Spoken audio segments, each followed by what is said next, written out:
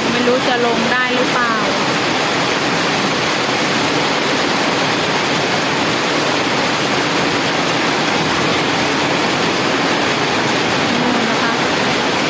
ศาลาก็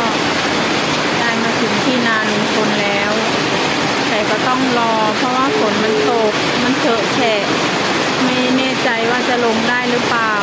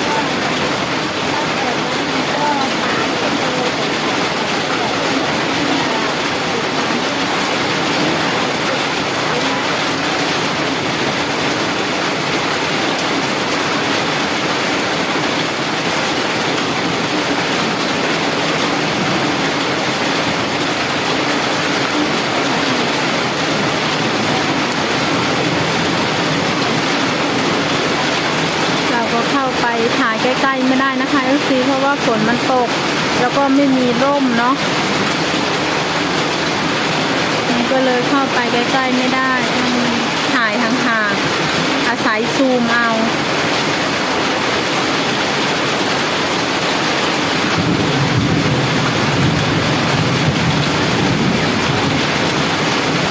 นะคะรถศาลาเพิ่นก็เลื่อนถอยเข้ามาแอบก่อนนะคะเนาะ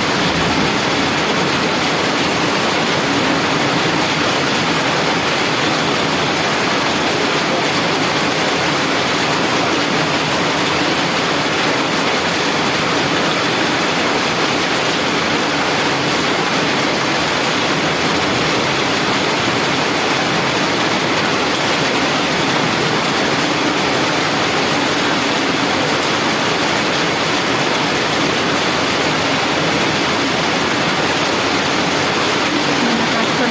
จะถอยเข้าไปวางนะคะ จุดที่เทปูนเอาไว้เนาะลองดูว่าจะได้ไหม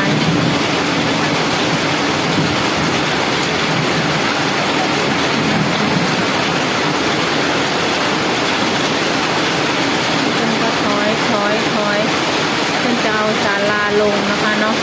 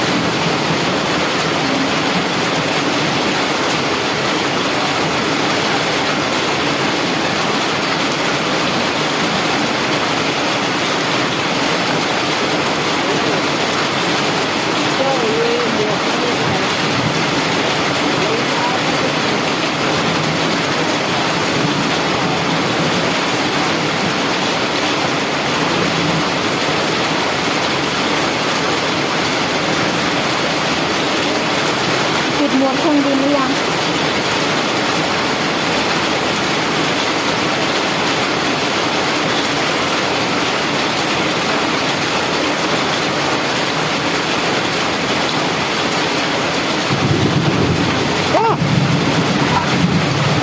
โอ้ตกใจไปเลย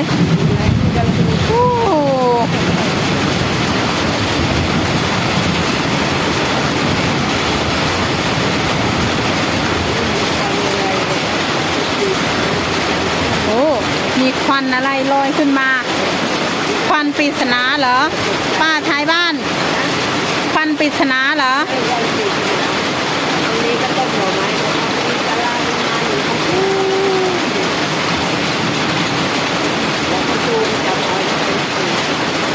โอเคสำหรับคลิปนี้ก็